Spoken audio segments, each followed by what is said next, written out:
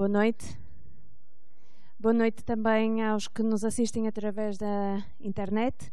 Sejam todos muito bem-vindos a esta que é a quinta noite, não é? A quinta noite desta série de conferências, onde vamos falar sobre o tema A Maldição da Cruz. E eu vou chamar já o nosso pastor para fazermos a introdução deste tema. Boa noite, pastor. Muito boa noite. Falamos sobre este título, pastor, desta mensagem. Perdão. É um bocadinho difícil. A maldição, agora-nos uma mensagem dura, talvez, não sei. Perguntando-lhe acerca da pessoa de Jesus Cristo. Uma pessoa, uma figura não muito consensual, tido por uns como um revolucionário, tido por outros como um conspirador contra o governo romano, estabelecido no tempo de César. Afinal, quem era Jesus e o que queria Jesus Cristo? Começando pelo tema, maldição da cruz, realmente, e como iremos verificar através daquilo que estudaremos hoje, a cruz era uma maldição. A cruz era uma maldição. E o preço da cruz era um preço muito elevado. Tanto que hoje nós não temos, por vezes, a noção daquilo que foi a maldição da cruz para Jesus. Mas a cruz tornou-se depois uma bênção, após o sacrifício ter sido feito. Porque é através da cruz que nós encontramos também a salvação. De outra forma, não teríamos salvação. Agora, quem era Jesus e o que é que Jesus pretendia? Muito bem, Jesus é o Deus Criador de todas as coisas.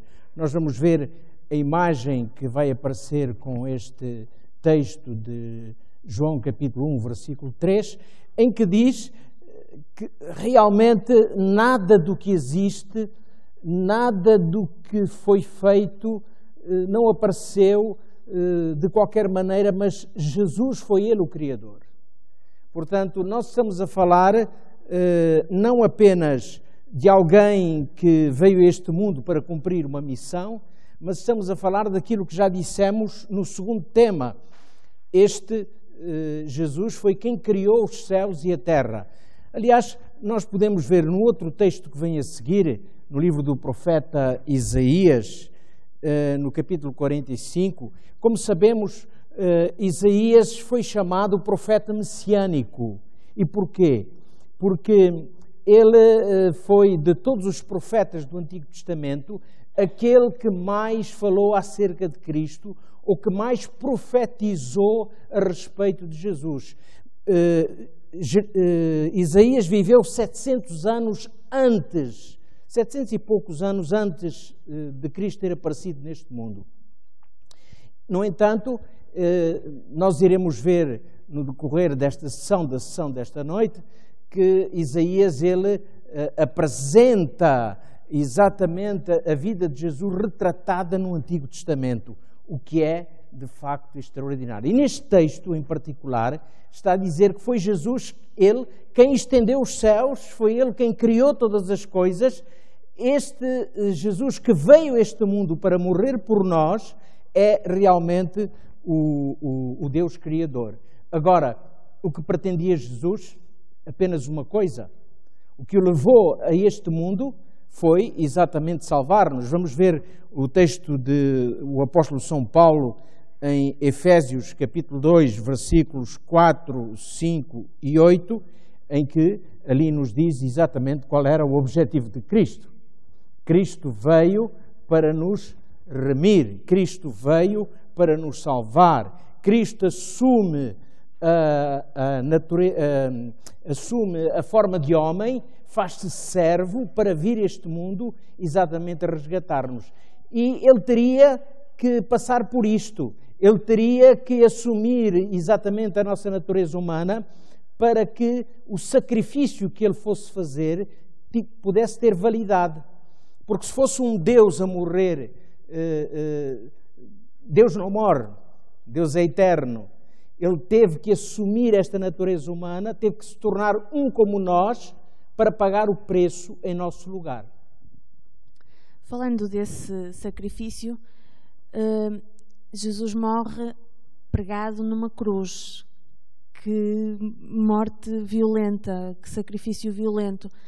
Terá sido em vão essa... Qual a necessidade desse sacrifício? Terá sido em vão essa morte? Essa pergunta, a resposta a essa pergunta cada um de nós é que tem. Jesus morreu, Jesus fez aquilo que realmente ele teria que fazer, porque ele o aceitou. Ele o aceitou, ele assumiu esse compromisso. Agora, se é em vão, se não é, depende de cada um de nós. Quer dizer, se eu aceitar esse sacrifício como sendo feito em meu lugar, se eu aceitar Jesus como meu Salvador pessoal, então não foi em vão.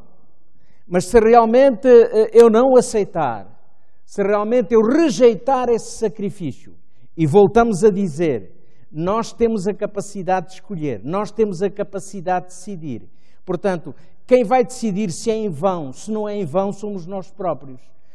Eu espero que para nenhum de nós que aqui esteja esta noite, neste fim de dia, realmente a morte de Cristo não tenha sido em vão. Porque Deus não quer isto. Deus não quer que o sacrifício de Jesus tenha sido em vão na nossa vida. Passo-lhe já a palavra para que possa aprofundar um bocadinho mais este tema, esta maldição da cruz. Muito obrigado. Eu espero que as respostas a estas perguntas de alguma forma possam, enfim, ir ao encontro das vossas expectativas, mas eu gostaria também de me colocar à disposição de todos os amigos que aqui estão. Se quiserem aprofundar algum tema destes, eu estarei disponível para o fazer. Está bem? É com todo o prazer que fora deste espaço, ou neste espaço mesmo, num outro dia, quando acharem que será bom para vós, eu estarei exatamente à vossa disposição. Bom, eu começarei por dizer o seguinte: Deus tem um tempo para tudo. Deus tem um tempo para tudo. E aqui surge exatamente uma pergunta. Por que é que Jesus veio a este mundo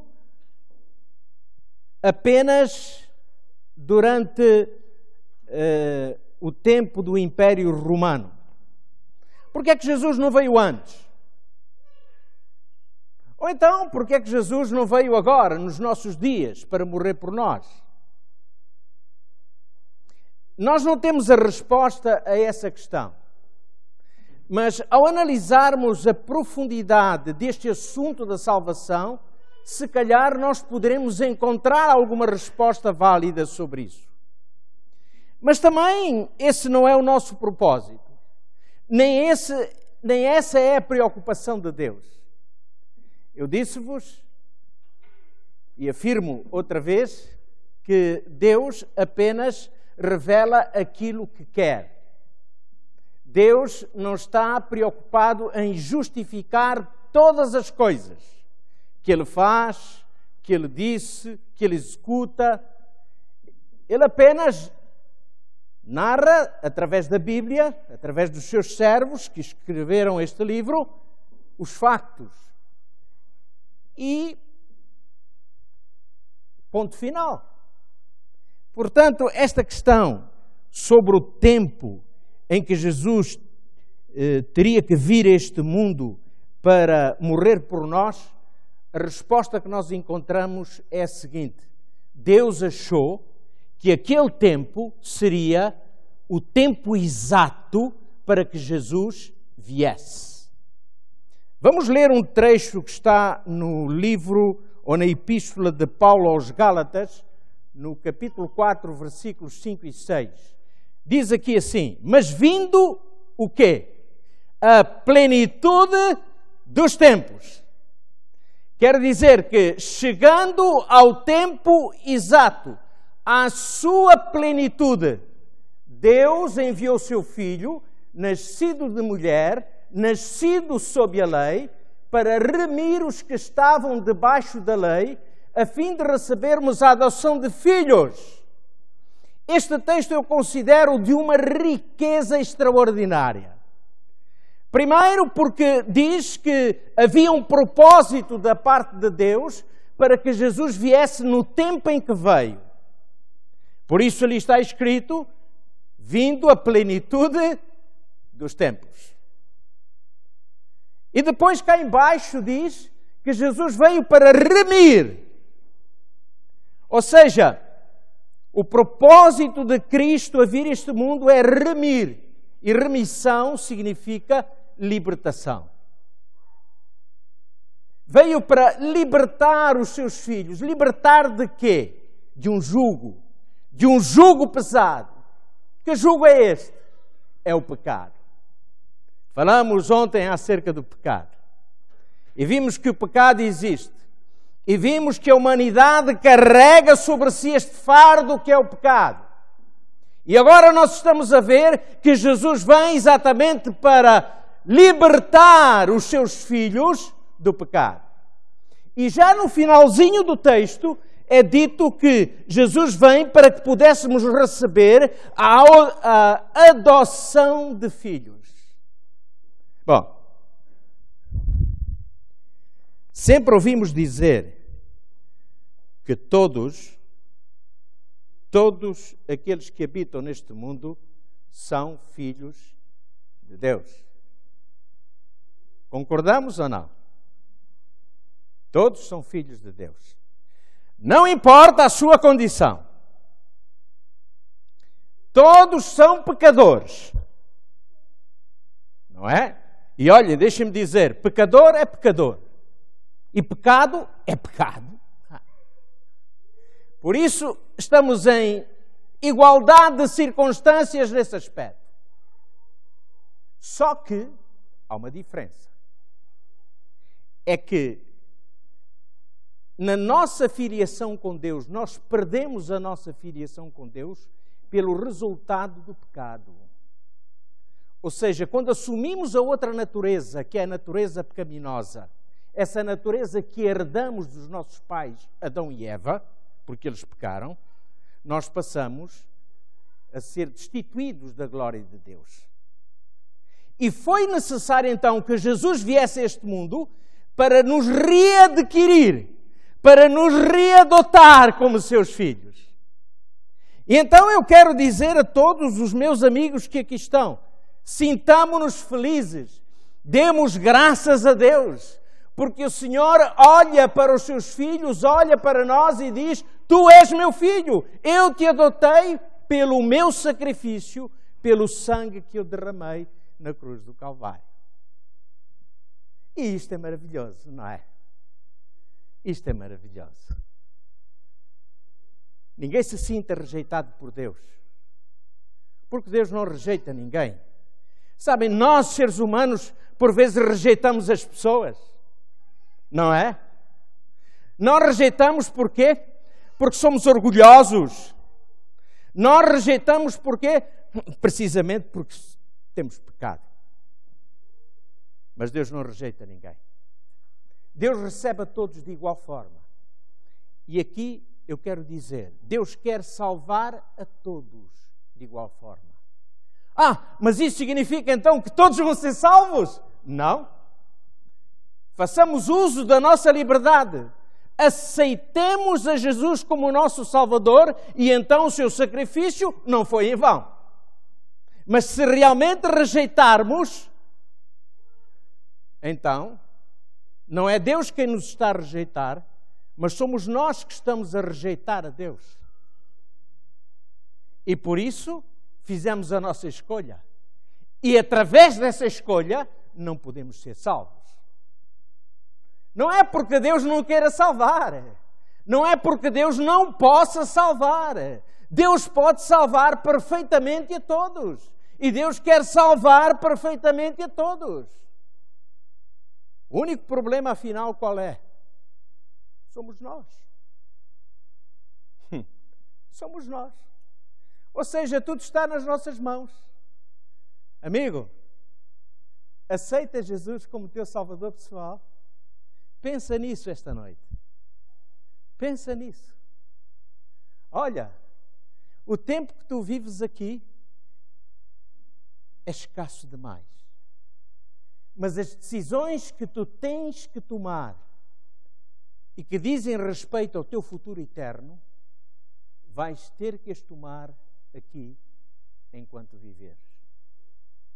Alguém poderá dizer assim, mas eu ainda sou novo. Eu vou deixar os anos passar e então lá, quando eu já tiver a idade do pastor, se calhar então vou começar a tomar as minhas decisões. Mas vocês sabem qual é o dia de amanhã? Alguém pode me garantir com segurança que amanhã estará aqui? Não, nós fazemos previsões e fazemos votos que sim, não é? E devemos levar a nossa vida pensando sempre no dia seguinte, com certeza que sim. Mas garantias não temos. Ninguém tem. Sabem, eu costumo dizer que o amanhã não existe. Ou existe? Existe? Não, ainda não o temos. Então não existe. Amanhã existirá, se nós cá estivermos. Se nós ainda tivermos vida. Por isso, as nossas decisões serão hoje. Mas agora reparem noutro texto do apóstolo Paulo, e esta noite nós vamos citar vários textos do apóstolo Paulo, em Filipenses, capítulo 2, versículos 7 e 8, que diz então que, chegada à plenitude dos tempos, Jesus decide vir a este mundo para consumar o seu plano de salvação. E diz aqui que ele teve que fazer uma coisa. Ele teve que assumir a nossa natureza humana. Ele teve que se tornar como um de nós. E porquê? Porque senão o seu sacrifício não seria válido. Quem é que pecou? Foi o homem. E Deus disse, certamente morrerás. Lembram-se desse texto? Certamente morrerás. Então Jesus vai ter que se tornar como homem para poder ser o nosso substituto. É como se ele dissesse, esperem aí, eu vou morrer por vocês. E Jesus viveu durante 30 e poucos anos aqui neste mundo. E viveu de que maneira? Sem pecado. Até à altura da sua morte, Pilatos o considerou inocente. A Bíblia diz que nunca se achou engano na sua boca. Nunca cometeu um agravo contra alguém. O sangue que deveria ser derramado em benefício do pecador teria que ser sangue inocente. E por isso Jesus foi tentado, mas resistiu à tentação. Há pessoas que dizem assim,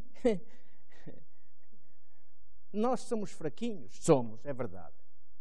Nós não conseguimos resistir à tentação. Também é uma meia-verdade. Sabem, Jesus, para resistir à tentação, sabem o que é que teve que fazer? Quantas noites ele passou orando, pedindo forças ao Pai? Porque ele tinha assumido a natureza humana. E foi apoderando-se do poder de Deus que ele venceu a tentação e se manteve firme. E isto serve para o nosso exemplo. Se alguém está aflito, se alguém acha que está a ser demasiadamente tentado, então só tem que fazer uma coisa, ore. Peça a Deus ajuda. Peça socorro a Deus. E Deus vai socorrer. De certeza absoluta que Deus vai socorrer. Eu sei que se calhar muitos de vocês já viveram essa experiência. Ele fez-se semelhante aos homens. Achou-se na forma de homem. Humilhou-se, porque ele era Deus. E humilhou-se, sujeitando-se a ser homem. E foi obediente até à morte. E não foi uma morte qualquer. A morte foi uma maldição. A maldição da cruz. Foi isso que Jesus assumiu. O apóstolo São Paulo, em Gálatas capítulo 3, ele cita o Antigo Testamento e ele diz: maldito é aquele que for pendurado no madeiro. A morte da cruz era uma vergonha. E daqui a pouco nós vamos ver porque é que eu digo isso. Porque a Bíblia o diz. E a Bíblia revela-nos que a morte de Jesus na cruz do Calvário constituía naquele tempo uma vergonha. Dizia-se até naquele tempo a vergonha da cruz. Não era qualquer um que morria numa cruz. Era apenas um criminoso terrível. Um homem realmente sem caráter, um homem que vivia fazendo mal, um assassino, alguém que não tinha escrúpulo nenhum, é que sofria a pena da morte pela cruz. Não era por qualquer delito que alguém ia morrer numa cruz, mas era porque era considerado um grande criminoso. E por isso diz ali no texto que Jesus foi obediente até à morte. E que a morte não foi uma morte qualquer. Foi a morte de cruz. E Jesus assume isso. Sabem, o mundo hoje banaliza muito o sofrimento pelo qual Jesus passou. Ouvimos dizer: Jesus morreu pelos nossos pecados. E pronto, e lá vamos indo. Tornou-se isto quase como um chavão, sei lá, uma frase feita, uma teoria que prevalece no mundo cristão. Mas poucos realmente atribuem o verdadeiro significado que teve a cruz e o sofrimento de Jesus. Agora reparem, vinda a plenitude dos tempos, lembram-se desse texto? Ainda se lembram dele? Porque é que Jesus veio a este mundo no tempo do Império Romano? Eu encontrei pelo menos uma razão. Como sabemos, e a história nos diz isso, que não houve um período da história deste mundo onde as punições fossem tão severas como no tempo do Império Romano. Foi no tempo do Império Romano que a crucifixão foi introduzida. Os romanos copiaram isso dos cartagineses e adotaram a crucifixão para as condenações mais terríveis. Jesus vem exatamente ao mundo num tempo de um dos impérios mais bárbaros, em que os malfeitores eram tratados com muita severidade, em que os castigos eram impostos e eram violentos, em que dominavam os imperadores e que, de uma forma geral, eram homens déspotas. Podemos ter o exemplo de tantos imperadores romanos como Diocleciano, que foi terrível, Nero, outro imperador terrível. Olhem só o que a história diz que esses homens fizeram. Implacáveis, sem misericórdia. Era um império onde a palavra misericórdia não existia. E Jesus vem nesse tempo, no pior tempo, no tempo do maior sofrimento, é que Jesus vem. Nada acontece por acaso nos planos de Deus. Sabem que um dia, Pedro, quando Jesus falava acerca da sua morte com os seus discípulos e os preparava para aquele momento, Pedro chegou-se ao pé de Jesus, o chamou à parte e disse assim: ó mestre, não digas isso. Não permitas que isso te aconteça. E sabem como é que Jesus respondeu a Pedro? Arreda-te de mim, Satanás, porque tu estás a ser uma pedra de tropeço para mim. Arreda de mim. Ou seja, Jesus estava a dizer: eu assumi este compromisso porque eu amo esta humanidade, eu amo o homem. Jesus não vem a este mundo como um revolucionário, como muitos pintam, como muitos querem fazer acreditar. Jesus também não vem como um mártir. Jesus vem como o Salvador do mundo. Quando nós falamos aqui sobre as origens, nós dissemos que o motivo pelo qual Deus criou o mundo foi pelo seu grande amor que sentia pelo homem. Quando Deus pensou em criar esta terra, Ele pensou primeiro no homem, porque Ele amava o homem. E então Ele criou este mundo perfeito, este mundo belo, reuniu de todas as condições para que este mundo fosse habitável. E hoje nós podemos dizer que a única razão que levou Jesus a sair do seu trono e a vir a esta terra para morrer foi o seu grande amor por nós. E é por isso que João diz no seu Evangelho: Deus amou o mundo. Deus amou o mundo. Deus amou o mundo de tal maneira. Deus amou o mundo de tal maneira que deu o seu Filho único para que todo aquele que nele crê não pereça, mas tenha o quê? A vida eterna. Você compreende? Por que é que Jesus veio? Meu querido amigo, o que é que vamos fazer da nossa vida? Olhem, podemos esta noite sair daqui, ir para a nossa casa, como se nada tivesse acontecido. Mas aí estaremos na mesma. Não valeu a pena. Mas podemos sair daqui esta noite com uma outra certeza. Com a certeza de que Deus nos ama. Com a certeza de que Deus enviou seu Filho para morrer em nosso lugar. E se tu fosse a única pessoa existente neste mundo, será que Jesus teria vindo? Diria sim.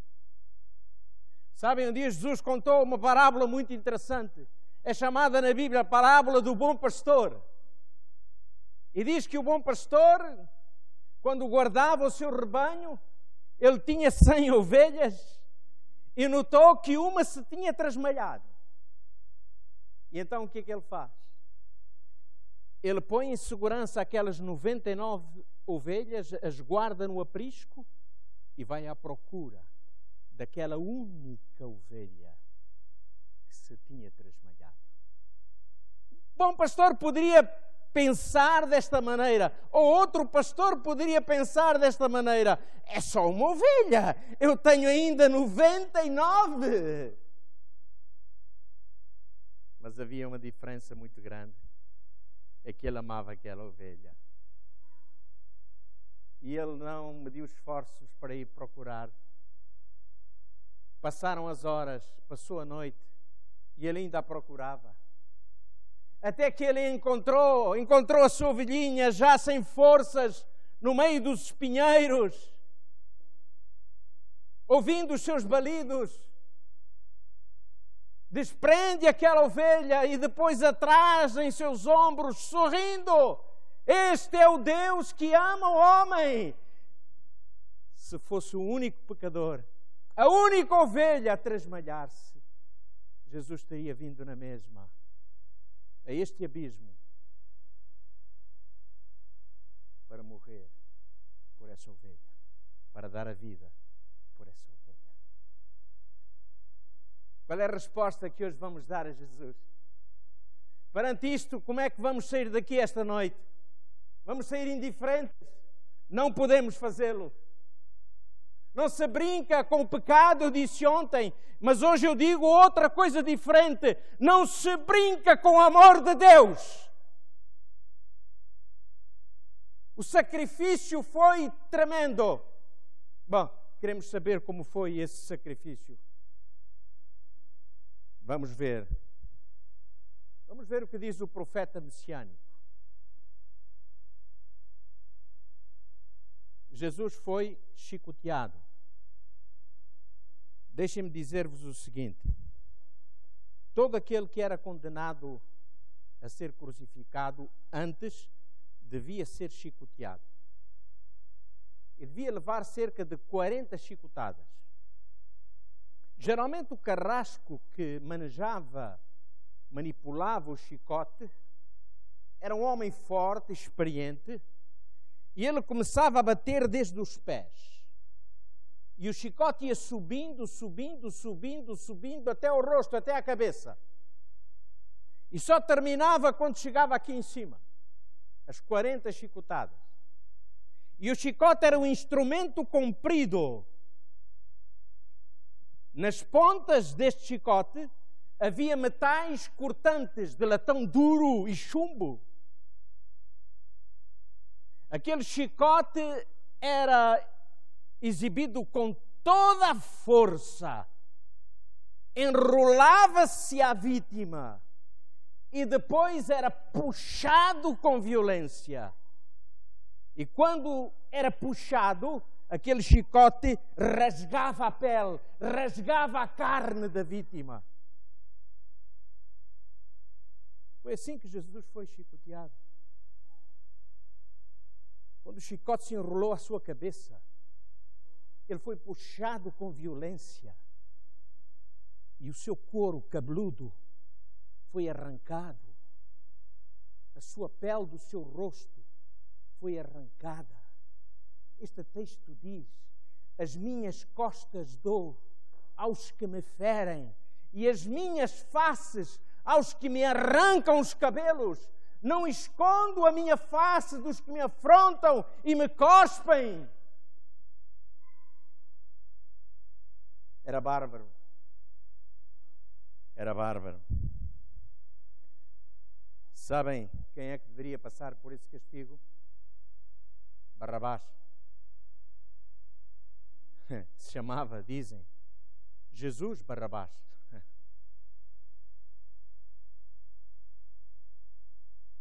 Mas naquele dia, quando Pilatos apresentou Jesus ao povo, e quando fez uma proposta ao povo e disse: olhem, há um homem que está guardado na cela, é um criminoso perigoso, é um homem violento, é um homem que assalta as suas vítimas e as desfigura.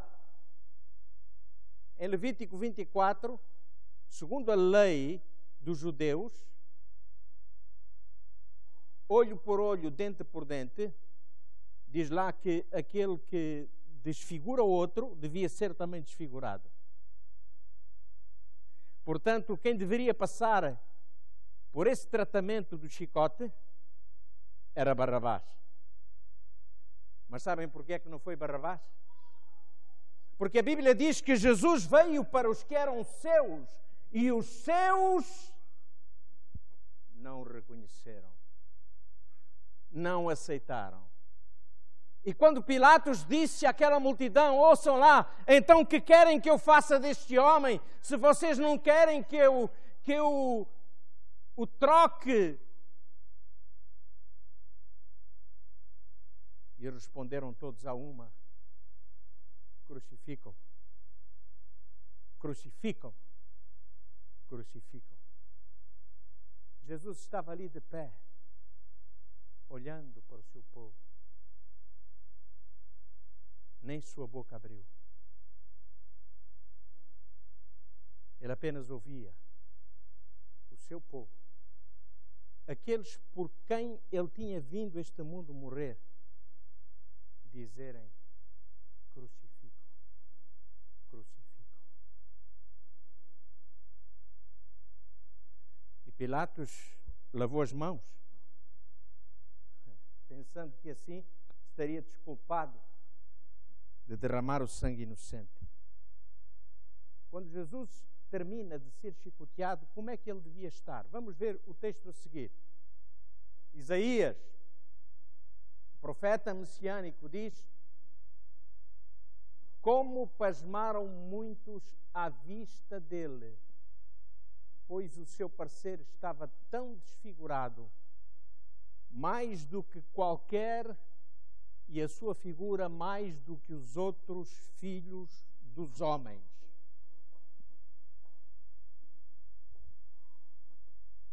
O que vale é que eu tenho sempre aqui alguma coisa de reserva.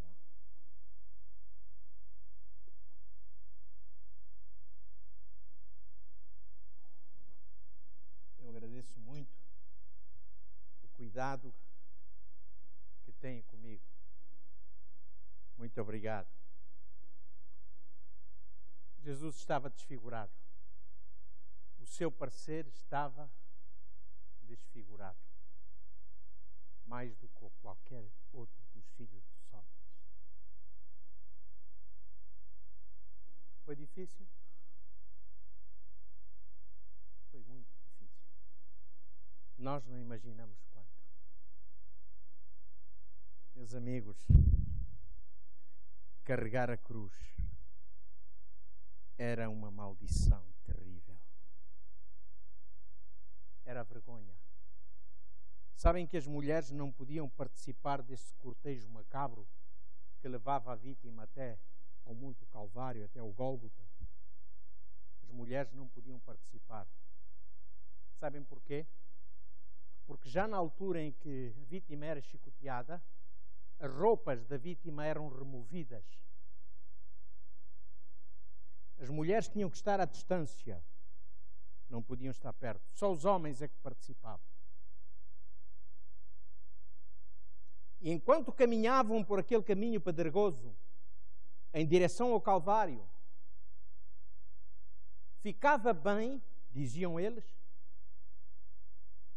jogar pedras, blasfemar,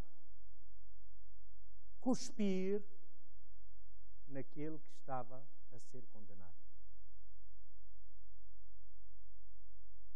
Todo bom cidadão devia fazer isso. Era assim que ele dizia.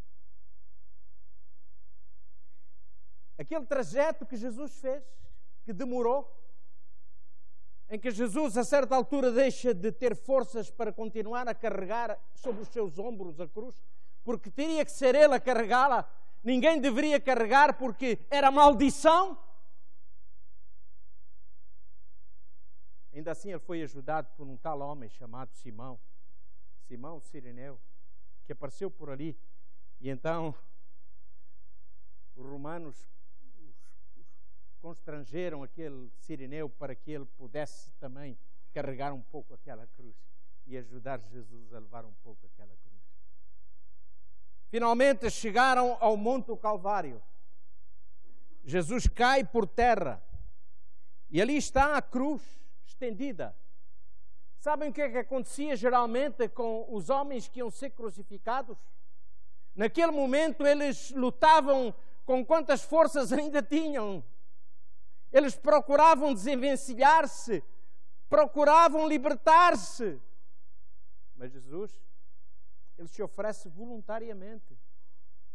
Ele se deita sobre aquela cruz e abre os seus braços. Sabem que este abrir dos braços tem algum significado? O abrir dos braços significa, em primeiro lugar, a rendição. Mas, em segundo lugar, significa o apelo, o desejo de receber, o desejo de abraçar. Foi isso que Jesus fez.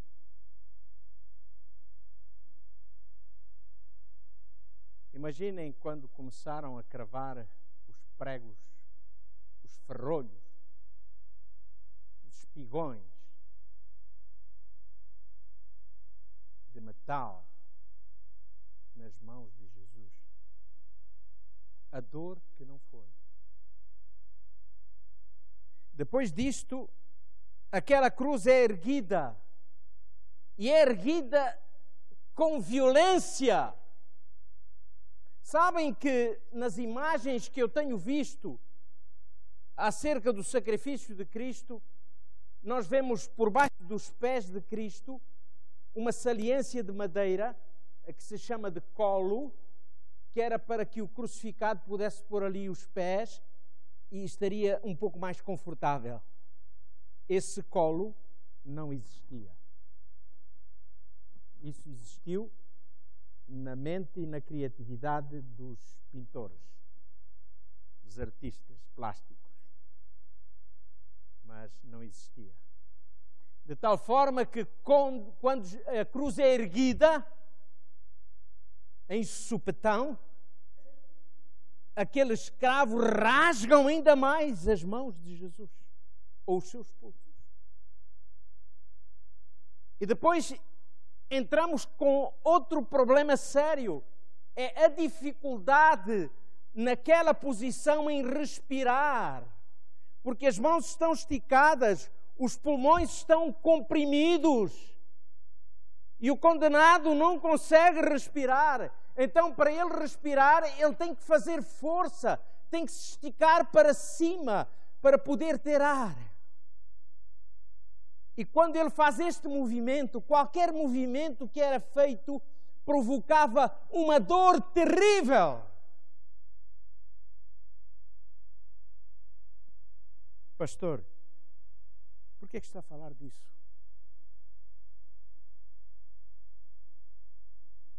Nós precisamos de saber. Quando a primeira vez eu dei conta disso aqui na Palavra de Deus, eu chorava diante do Senhor. Porque eu antes nunca imaginava que Jesus tinha feito um sacrifício tão grande por mim.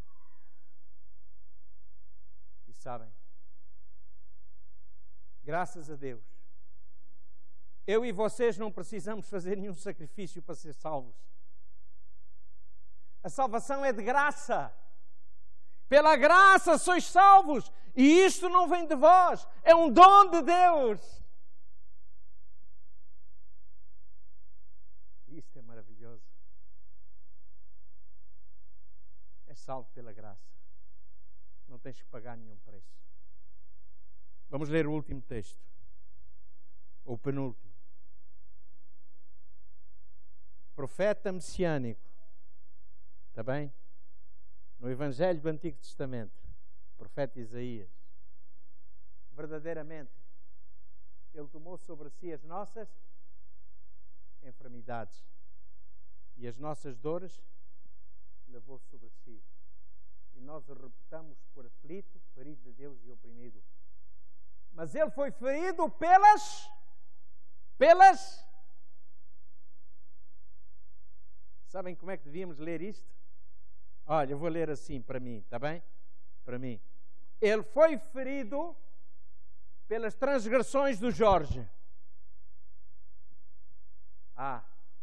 Ele foi moído pelas transgressões do Jorge. pelas iniquidades do Jorge. O castigo que traz a paz ao Jorge estava sobre ele. E pelas suas pisaduras, o Jorge foi sarado. Porque ele foi oprimido, mas não abriu a sua boca. Como um cordeiro foi levado ao matadouro, e como ovelha muda perante os seus tosqueadores, ele não abriu a sua boca. Ele aceitou. Não havia revolta no coração de Jesus. Quando nós vemos Jesus ressuscitar, quando nós vemos Jesus encontrar-se com os seus discípulos, quando nós vemos Jesus encontrar-se com uma multidão, depois da sua morte, depois da sua ressurreição, não havia uma única revolta no coração de Jesus. Ele apenas falava do seu amor, ele apenas falava do desejo que tinha de voltar a ter os seus filhos na pátria celestial, neste mundo renovado. Meus amigos, sabem qual foi a última oração de Jesus? A última oração de Jesus foi esta que vamos ver. Está lá na Bíblia. Pai, perdoa-lhes, porque não sabem o que fazem. Na altura da sua morte, esta foi a sua derradeira oração, a mais curta oração e a mais abrangente oração, porque Jesus estava a abranger toda a humanidade. Jesus estava a pensar em todos aqueles que viveram neste mundo até agora. Jesus estava a pensar em ti. Oh, meu querido, deixa-me eu dizer-te isto. Jesus intercede neste momento por ti. Jesus não ficou numa tumba. Ele ressuscitou e a Bíblia diz que Ele está junto ao Pai, no seu trono, intercedendo por nós. Eu diria, Jesus está de braços abertos. De braços abertos. Se hoje Cristo te pedisse uma coisa, tu lhe darias? Vamos imaginar que hoje Jesus entrava aqui em pessoa, está bem? E se dirigisse a ti e te pedisse algo, tu lhe darias? Quantos seriam capazes de dar alguma coisa a Jesus? Por favor.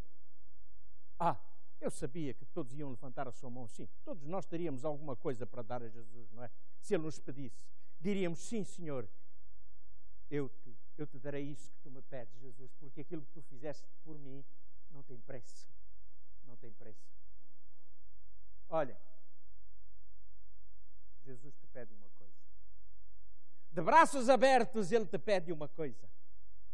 Sabes o que é que Ele pede? O teu coração. Dá-me, filho meu, o teu coração. E tu vais fazer o quê? Não queres esta noite entregar o teu coração a Jesus? Não precisas vir aqui à frente. Não precisas sequer levantar a mão e dizer, eu quero entregar o meu coração a Jesus. Dilo somente para Deus. Dilo somente para Jesus. Se o fizeres, vais vê-lo de braços abertos. Como ele esteve naquele dia de braços abertos, abraçando o mundo na hora da sua morte. Esta noite vamos ouvir um cântico que a Sofia vai apresentar. Enquanto ela canta, por o nosso desejo, numa oração muito tranquila e silenciosa, possamos dizer, sim, Senhor, tu que estás de braços abertos, recebe o meu coração também. Esta é a minha oração.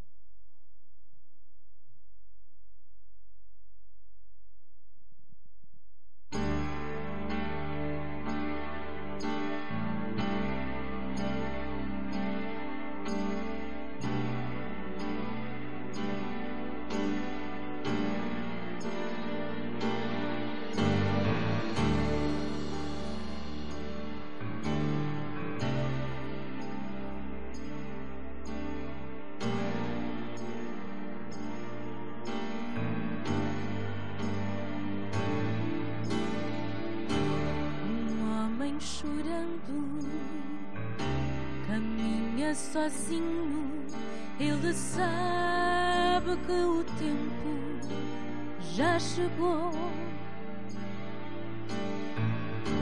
Carrega nos ombros a amarga tarefa de lamar aqueles que não têm valor. Abre os seus braços e se entrega por ti. Chora em angústia, pois não sabe se tu vais aceitar o seu amor.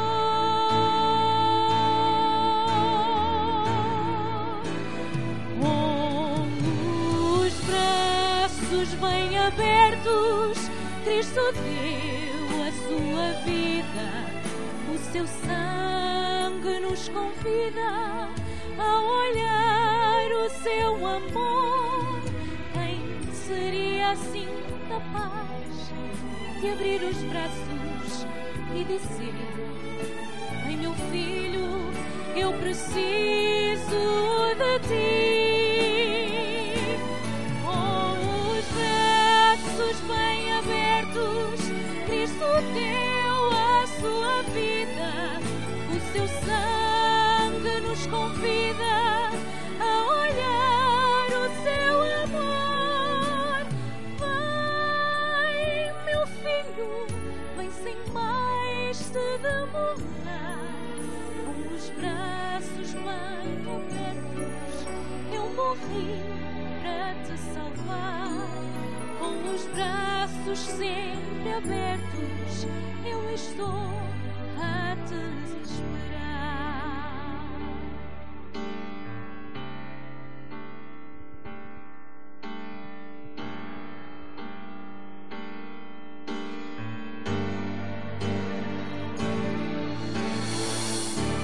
Talvez algum dia tu compreendas toda a angústia que ele suportou por ti. Jesus poderia usar os seus braços e deixar a humanidade perecer. Seu amor foi maior que a sua razão, pois reconhece que sem ele a nossa vida é um mal sem solução.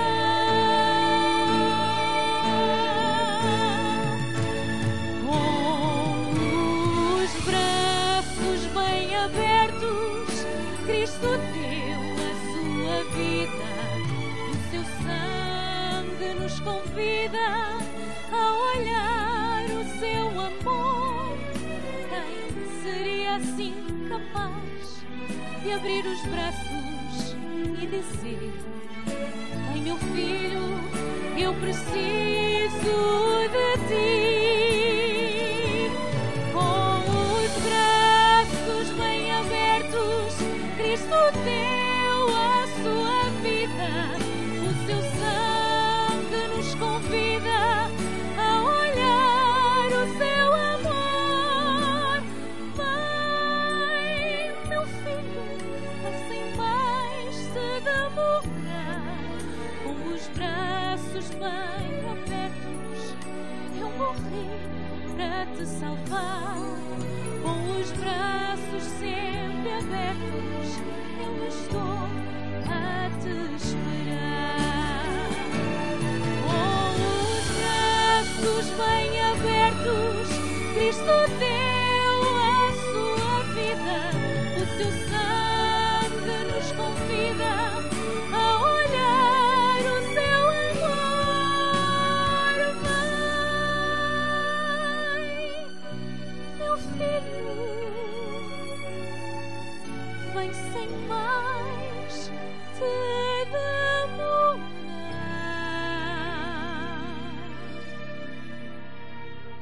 os braços bem abertos, eu morri para te salvar.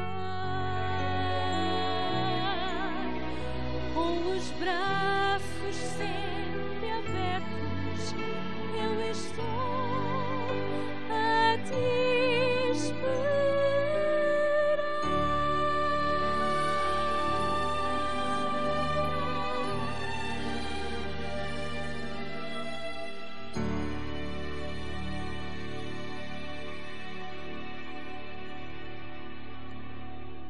Inclinemos a nossa fronte para a oração. Ó Senhor, esta noite Tu nos dizes que estás com os Teus braços abertos à nossa espera. Esta noite Tu estás uma vez mais a pedir o nosso coração e a nossa vida. Que não haja em nós, Senhor, qualquer resistência perante a manifestação do Teu grande amor por nós. Mas que possamos, de facto, cair nos Teus braços, Senhor, e aceitar-te completamente, sem reservas. Peço-te, Senhor, por cada amigo, cada amiga, cada filho ou filha que aqui está nesta noite, que sintam, Senhor, o Teu abraço, que sintam que são especiais para Ti, que sintam que este sacrifício não foi feito em vão em suas vidas.